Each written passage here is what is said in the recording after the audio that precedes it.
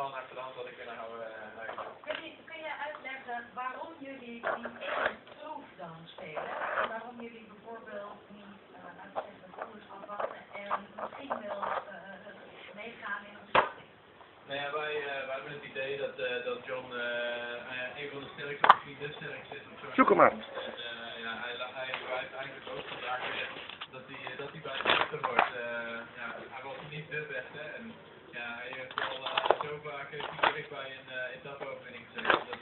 Ja, voor ons is het niet zo moeilijk om te beslissen om gewoon voor hem te gaan en echt zijn kaart te spelen. Vertrouwen in de toerwijs, dat is belangrijk. Ja, absoluut. En zegt hij dan wel dat jongens ons goed laten gaan meekomen?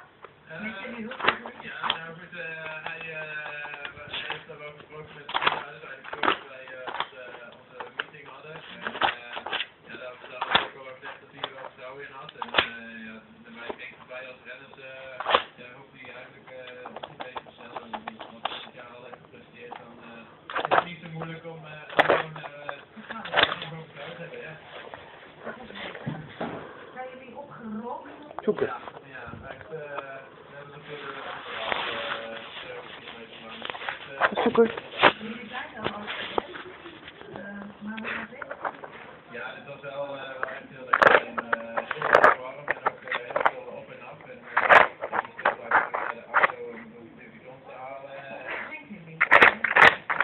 Ik schat ik wel een bidon of 40 op heb vandaag. Ja, 40.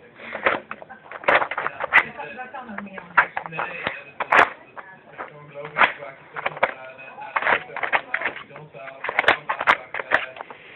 Ijszakjes ook zoveel als mogelijk totdat het ijs op was. En echt gekke weg vandaag. Hebben jullie nog wat? Er zijn nog wel kansen. En hopelijk kunnen we... Oh, bijna. Nou, er is sowieso nog een kans als je het idee. Nou, wordt het Marco ook door... Ja, goed zo.